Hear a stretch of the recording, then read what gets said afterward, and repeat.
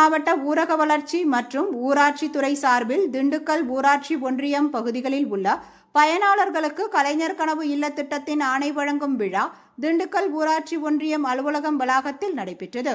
இந்நிகழ்ச்சிக்கு வட்டார வளர்ச்சி அலுவலர்கள் தலைமையில் நடைபெற்ற இவ்விழாவில் திமுக ஒன்றிய செயலாளர்கள் ஜெயராமன் முன்னிலையில் சிறப்பு அழைப்பாளராக பழனி சட்டமன்ற உறுப்பினர் IP செந்தில்குமார் கலந்து கொண்டு 14 ஊராட்சியில் உள்ள 240 பயனாளிகளுக்கு கலைஞர் கனவு இல்லம் திட்ட ஆணைகள் மற்றும் மாமு கோவிலூர், பாலகிருஷ்ணாபுரம், அடியனூத்து ஆகிய ஊராட்சிகளில் உள்ள 189 பயனாளிகளுக்கு பட்டாக்களையும் வழங்கினார். திண்டுக்கல் தொகுதியில் இருக்கக்கூடிய மக்களுக்கு கொடுத்து கொண்டிருக்கிறார். அதிலே குறிப்பிட்டு சொல்ல வேண்டும் என்றால், இன்றைக்கு சிலருக்கு விடுபட்டு போயிருக்கிறது. ஒருவேளை இங்கே வருகை இருக்கக்கூடிய உங்களுக்கு கூட அந்த 1000 ரூபாய் மகளிர் உரிமை தொகை சிலருக்கு கிடைக்காமல் இருக்கலாம். ஒரு கிராமம் இருக்கிறது என்று சொன்னால், அந்த கிராமத்தில் எனக்கு தெரியும். ஏன்னா நான் 10 வருஷமா எம்எல்ஏவா இருக்கேன், தொடர்ந்து எம்எல்ஏவா இருக்கனால எனக்கு தெரியும். என்னுடைய தொகுதியில ஒவ்வொரு கிராமத்தையும் என்னுடைய மனதில் வச்சிருக்கேன்.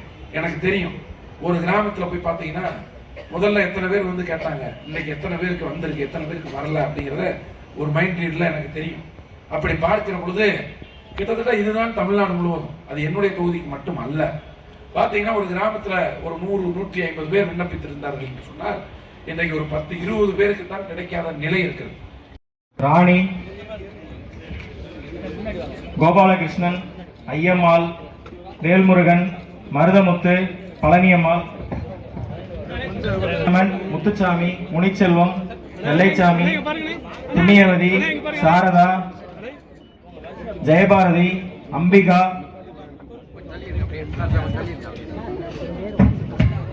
விக்னேஷ், பெரியகால், மணிமேகலை, பஞ்சவர்ணம், விஜயன், சரவணன், பாலமுருகன், செந்தில்குமார், ஆனந்தராஜ், பிரேமா, மருதாச்சலமூர்த்தி,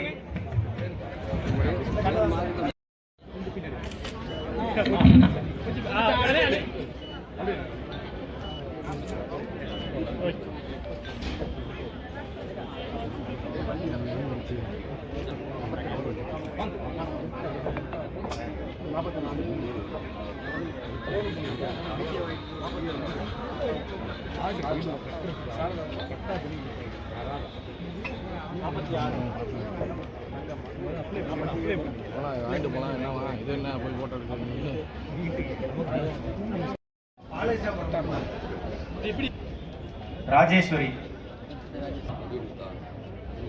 சந்தானலட்சுமி,